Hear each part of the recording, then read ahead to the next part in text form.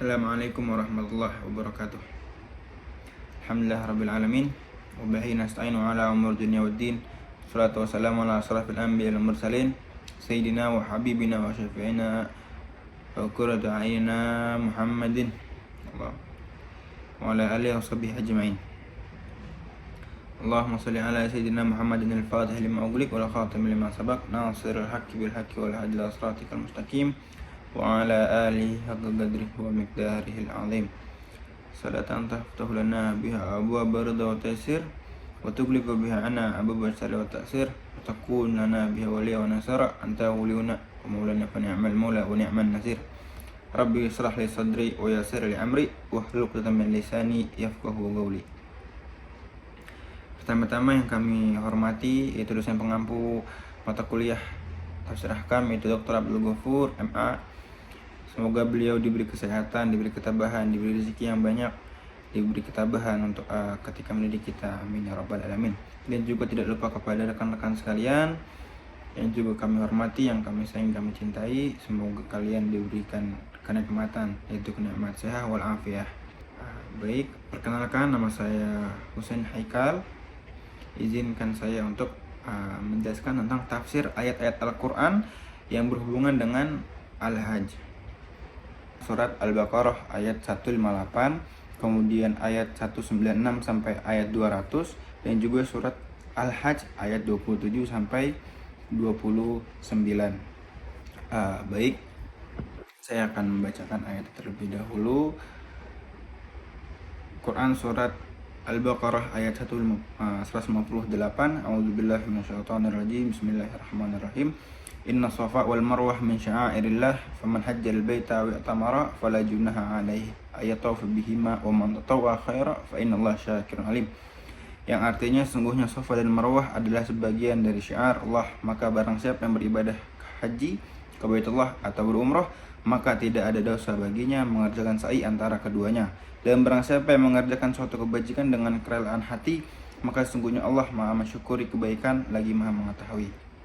Kemudian kandungan ayat pada ayat Al-Baqarah 58 yaitu Allah Ta'ala menjelaskan tentang kewajiban melakukan sa'i antara Bukit Safa dan Marwah, seraya menolak anggapan sebagian kaum muslimin pada waktu itu bahwa sa'i mengandung unsur dosa. Karena pada zaman jahiliyah di atas Bukit Safa ada patung yang bernama Niyalah. Keduanya diusap-usap oleh mereka yang melakukan sa'i. Allah Ta'ala akhirnya menurunkan ayat ini dengan memberikan penjelasan bahwa sa'i antara Safa dan Marwah adalah bagian dari syiar Allah Ta'ala. Artinya bagian dari beribadah kepada Allah, yaitu ibadah haji. Karena cara seperti ini itu telah dilakukan oleh Nabi Ibrahim dan anaknya juga Nabi Ismail, serta orang-orang Islam dari keturunan mereka berdua. Kemudian asbabun nuzul ayat Al-Baqarah ayat 58 ini yaitu Imam Bukhari dan Tirmidzi meriwayatkan hadis dari Anas bahwasanya Anas ditanya tentang tawaf di Safa dan Marwah. Dan kemudian ia berkata, saya melihat bahwa tawaf di Safa dan Marwah merupakan perbuatan orang-orang jahiliyah. Kemudian ketika Islam datang, saya menjaga diri dari tawaf akan keduanya. Kemudian turunlah ayat Inna Safa wal Marwah min sya'airillah. Kemudian Sayyidah Aisyah berkata, ayat ini turun berkenaan dengan sahabat Ansor. Mereka melaksanakan haji dan membaca talbiyah di sisi Manat, nama patung, dan menyebut namanya. Manat berhadapan dengan Kudaid. Mereka takut berdosa. Ini sebelum disyariatkannya melaksanakan sa'i antara Safa dan Marwah. Kemudian setelah Islam datang, mereka menanyakan kepada Rasulullah SAW akan hal itu. Lalu Allah menurunkan ayat, sesungguhnya Safa dan Marwah ini adalah sebagian dari syiar Allah. Maka barang siapa yang beribadah haji ke Baitullah atau berumrah, maka tidak ada dosa baginya untuk mengerjakan sa'i di antara keduanya. Seperti itu. Kemudian hikmah yang didapat dari ayat Al-Baqarah 58 ini, wajib hukumnya melakukan sa'i antara Bukit Safa dan Marwah bagi yang menunaikan haji atau umrah. Kemudian diperbolehkan sholat pada sebuah gereja yang telah diubah jadi masjid, dan tidak mengapa jika sebelumnya adalah tempat beribadah orang-orang kafir. Kemudian ayat selanjutnya itu Al-Quran surat Al-Baqarah ayat 196 sampai 200 yang berbunyi A'udzubillahi minasyaitonirrajim. Bismillahirrahmanirrahim. Wa atimul hajja wal umrah lillah فإن حصرتم فما استيسر من الهدي ولا تهلكوا رؤوسكم حتى يبلغ الهدي محله فمن كان منكم مرض أو به أذى من رأسه ففدية من صيام أو صدقة أو نسك فإذا أمنتم فمن تمتع بالعمرة إلى الحج فما استيسر من الهدي فمن لم يجد فصيام 3 أيام في الحج و7 إذا رجعتم تلك 10 كاملة ذلك لمن لم يكن أهله حاضر المسجد الحرام واتقوا الله واعلموا أن الله شديد العقاب الحج أشهر معلومات فمن فرض فينا الحج فلا رفث ولا فسق ولا جدال في الحج وما تفعلوا من خير يعلمه الله وتزودوا فإن خير الزاد التقوى واتقوا يا أولي الألباب واتقوني يا أولي الألباب ليس عليكم جناح أن تبتغوا فضلا من ربكم فإذا أفضتم من عرفات فاذكروا الله عند المشعر الحرام واذكروه كما هداكم وإن كنتم من قبله لمن الضالين ثم أفيدوا من حيث أفاد الناس واستغفروا الله إن الله غفور رحيم فإذا قضيتم مناسككم فاذكروا الله كذكركم آباءكم أو أشد ذكرا فمن الناس من يقول ربنا آتنا في الدنيا وما له في الآخرة من خلق yang artinya sempurnakanlah ibadah haji dan umrah karena Allah, akan tetapi jika kamu terapung oleh musuh, sembelihlah hadiu yang mudah atau sembelihan yang mudah didapat dan jangan mencukur rambut kepalamu sebelum haji sempat di tempat persembelihannya. Jika ada di antara kamu yang sakit atau ada gangguan di kepala, lalu dia bersyukur, dia wajib berfidyah, yaitu berpuasa, bersedekah atau berkurban. Apabila kamu dalam keadaan aman, siapa yang mengerjakan umrah sebelum haji tamattu, dia wajib menyembelih haji yang mudah didapat. Akan tapi jika tidak mendapatkannya, dia wajib berpuasa 3 hari dalam masa haji dan 7 hari ketika dia pulang. Itulah 10 hari yang sempurna. Ketentuan itu berlaku bagi orang yang keluarganya tidak menetap di sekitar Masjidil Haram. Bertakwalah kepada Allah dan ketahuilah bahwa Allah Maha keras hukumannya. Kemudian ayat 197, musim haji itu berlangsung pada bulan-bulan yang telah dimaklumi. Siapa yang mengadakan ibadah haji dalam bulan-bulan itu, janganlah berbuat rafath, berbuat maksiat dan bertengkar dalam melakukan ibadah haji. Segala kebaikan yang kamu kerjakan pasti Allah mengetahuinya. Berbekallah karena sungguhnya sebaik-baik bekal adalah takwa. Bertakwalah kepadaku wahai orang-orang yang mempunyai akal sehat. Ayat 198, bukanlah satu dosa bagimu mencari karunia dari Tuhanmu pada musim haji apabila kamu bertolak dari Arafah. Berzikirlah kepada Allah di Masjidil Haram, berzikirlah kepadanya karena dia telah memberi petunjuk kepadamu meskipun sebelumnya kamu benar-benar termasuk orang-orang yang sesat. Selanjutnya kemudian bertolaklah kamu dari tempat orang-orang bertolak, yaitu Arafah, dan mohonlah ampunan kepada Allah, sungguhnya Allah Maha Pengampun lagi Maha Penyayang. Kemudian apabila kamu telah menyelesaikan manasik rangkaian ibadah haji, berzikirlah kepada Allah sebagaimana kamu menyebut-nyebut nenek moyang kamu, bahkan berzikirlah lebih dari itu. Di antara manusia ada yang berdoa, ya Tuhan kami, berilah kami kebaikan di dunia, sedangkan di akhirat dia tidak memperoleh bagian apapun. Selanjutnya kandungan ayat pada Al-Baqarah 196, itu Allah Ta'ala menyuruh hamba-hambanya yang beriman agar menyempurnakan haji dan umrohnya. Maka hendaknya mereka melaksanakan itu dengan benar dan ikhlas karena Allah Ta'ala, dan Allah juga memberitahukan kepada mereka bahwa apabila mereka terkepung atau terhalang oleh musuh atau karena sakit sehingga berhalang untuk dapat menyempurnakan kedua ibadah itu, maka yang wajib atas mereka ialah menyembelih kurban yang mudah didapat. Apabila sudah menyembelih, mereka lalu bertahallul dari ihram dengan mencukur rambut atau memakai pakaian atau menutup kepalanya. Maka yang wajib setelah melakukan itu semua ialah memberikan fidyah, yaitu memilih salah satu dari 3 hal. Yang pertama, berpuasa 3 hari atau memberi makan 6 orang miskin, setiap orang 2 enggak makanan, atau menyembelih kambing. Kemudian kandungan ayat pada 197 sampai 199, konteks ayat ini masih dalam penjelasan hukum-hukum haji dan umrah, di mana Allah Ta'ala memberitahukan bahwa haji itu memiliki bulan-bulan tertentu, yaitu bulan Syawal, Dzulqa'dah, dan 10 malam dari bulan Dzulhijjah. Karena tidak diperbolehkan berihram dengan niat haji kecuali dengan bulan-bulan tersebut, barang siapa yang berihram dengan niat haji maka wajib baginya menjauhi jima dan cemburu rayu, keluar dari ketaatan kepada Allah dengan meninggalkan yang wajib atau melakukan yang haram, dan pertengkaran mulut agar tidak merusak hajinya dan mengurangi pahalanya. Dan digunakan pada waktu haji untuk berbuat kebaikan seperti sedekah dan lain-lainnya. Allah berfirman, tidak ada sesuatu yang kalian berbuat dari sesuatu yang baik kecuali Allah mengetahuinya. Dan Allah memastikan akan memberinya pahala dan ganjaran Allah Ta'ala memerintahkan kepada para hujjaj, jamaah haji agar membekali diri mereka dalam perjalanan menuju haji. dengan makanan dan minuman yang cukup bagi mereka, agar wajah-wajah mereka tidak ternodai dengan meminta-minta.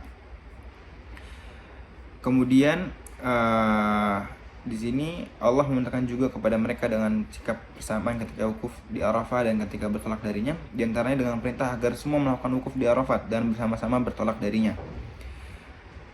Hal itu karena istilah al-hams, ini mereka dahulu bertolak dari tanah Arafah yang paling dekat dengan sehingga mereka terhindar dari kemacetan dan selamat dari reruntuhan. Terakhir Allah Ta'ala memberitahu kepada mereka untuk memohon ampunan kepada Allah Subhanahu wa Ta'ala, dan dia juga menjanjikan kepada mereka ampunannya dengan firman-Nya. Selanjutnya kandungan surat Al-Baqarah ayat 200. Ini dengan ayat ini Allah maka selesailah pembahasan mengenai hukum haji. Ayat pertama 200 ini Allah membimbing orang-orang yang beriman apabila mereka telah selesai dalam manasik haji, yakni sesudah mereka melempar jumrah Aqabah, menyembelih kurban, melakukan tawaf ifadah dan menetap di Mina untuk istirahat dan melepas lelah, itu agar mereka memperbanyak zikir kepada Allah, karena zikir ini termasuk perintah Allah di ayat tersebut.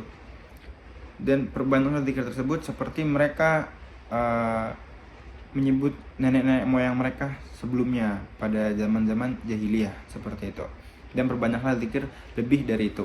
Kemudian asbabun nuzul ayat 196 ini diriwayatkan dari Ka'ab bin Ujrah. Ka'ab berkata, aku dibawa kepada Nabi Muhammad dan kutu di rambutku berjatuh-jatuhan di mukaku. Kemudian Nabi Sallallahu Alaihi Wasallam berkata, tidak pernah aku melihat sesuatu seperti ini selain dirimu. Apakah kamu punya domba? Kemudian aku menjawab, tidak wahai Rasulullah. Kemudian Nabi Sallallahu Alaihi Wasallam bersabda, puasalah selama 3 hari atau berilah 6 orang miskin. Setiap orang miskin tersebut diberi setengah sok dari makanan, dan cukurlah rambutmu. Kemudian turunlah fama minkum maridun aw bihi adza min ra'sihi. Ini adalah sebuah asbabun nuzul dari keringanan bagi orang-orang yang mempunyai sakit di kepala dan ingin mencukur kepala terlebih dahulu. Kemudian asbabun nuzul ayat selanjutnya 197 itu adalah orang-orang Yaman biasa berhaji pada musim haji dan mereka tidak membawa bekal.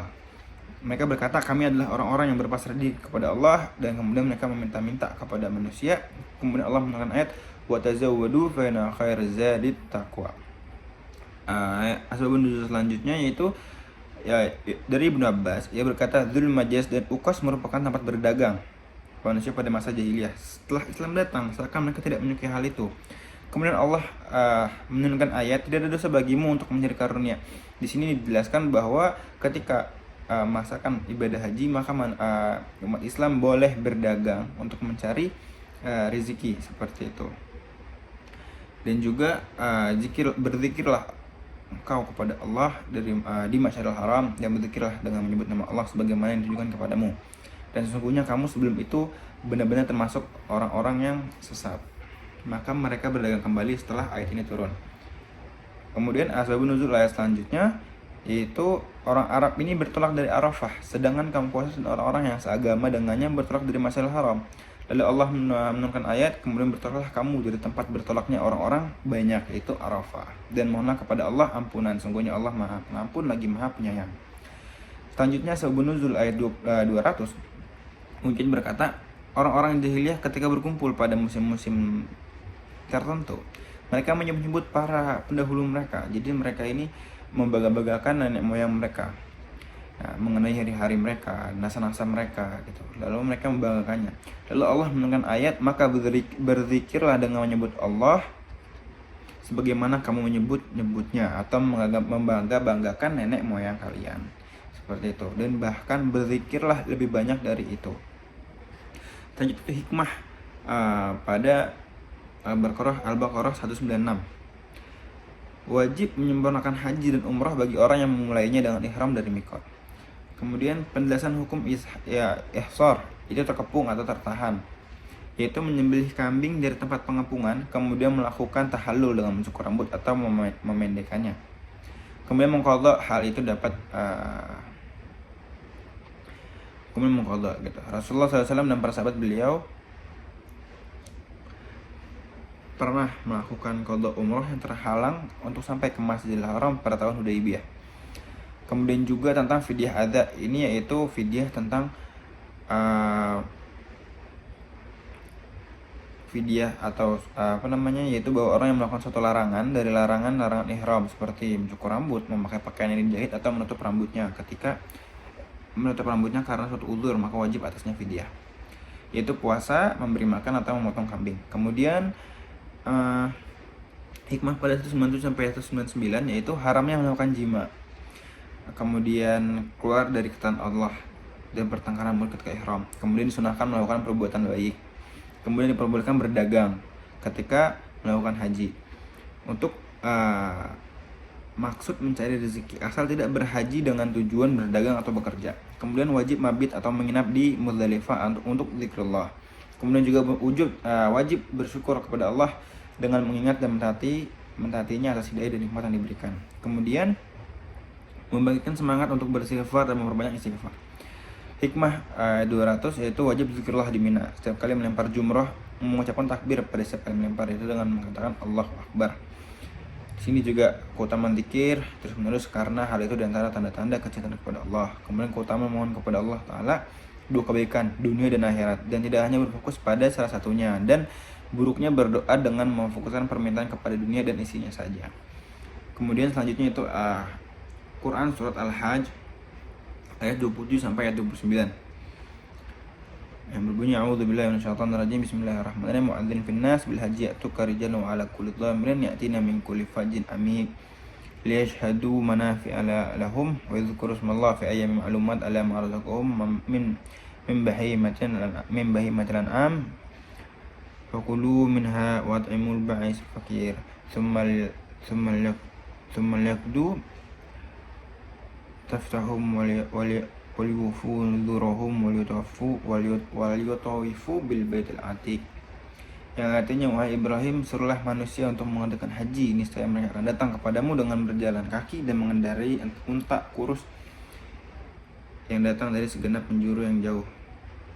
Mereka berdatangan supaya menyaksikan berbagai manfaat untuk mereka dan menyebut nama Allah pada beberapa hari yang telah ditentukan. Atas rezeki yang telah dianugerahkan kepadanya, mereka merupakan binatang ternak, makanlah sebagian darinya dan sebagian lainnya. Berilah makan orang-orang yang sesangara lagi fakir.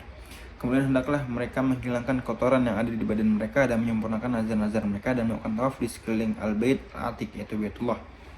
Kemudian kandungan ayat pada ayat Al-Hajj surat ayat ke-27 sampai 29 yaitu kewajiban untuk membangun Baitullah dan meninggikannya setiap kali rusak dan hancur. Dan kewajiban yang lainnya yaitu mensucikannya dari segala sesuatu yang bisa mengganggu orang-orang tawaf, orang-orang yang tinggal di Masjidil Haram seperti syirik, maksiat dan dosa-dosa. Kemudian disyariatkannya membuka kantor-kantor untuk kepentingan dan pelayanan masalah haji. Kemudian diperbolehkannya melakukan transaksi jual beli di tengah-tengah pelaksanaan ibadah haji. Kemudian juga diperbolehkannya memakan hewan kurban dari sembelihan yang diperuntukkan bagi ibadah sunnah, bahkan itu mustahab atau sangat dianjurkan. Kemudian juga kewajiban untuk mencukur rambut sampai habis atau memotong pendek setelah pelaksanaan melempar jumrah Aqabah. Kemudian hikmah Al-Hajj, hikmah pada surat ini yaitu kewajiban untuk membangun Baitullah, itu meninggikannya. Kemudian juga disyariatkannya membuka kantor-kantor dan juga diperbolehkannya melakukan transaksi jual beli, dan juga kewajiban untuk bersyukur kepada Allah dengan cara mengingatnya. Diperbolehkannya memakan hewan kurban dari sembelihan yang diperuntukkan untuk bagi ibadah sunnah. Kemudian juga kewajiban untuk mencukur rambut sampai habis atau memotong pendek setelah pelaksanaan melempar jumrah Aqabah. Sekian adalah penjelasan tentang ayat Al-Quran tentang haji seperti itu. Saya pamit undur diri. Terima kasih sudah mendengarkan sampai selesai. Assalamualaikum warahmatullahi wabarakatuh.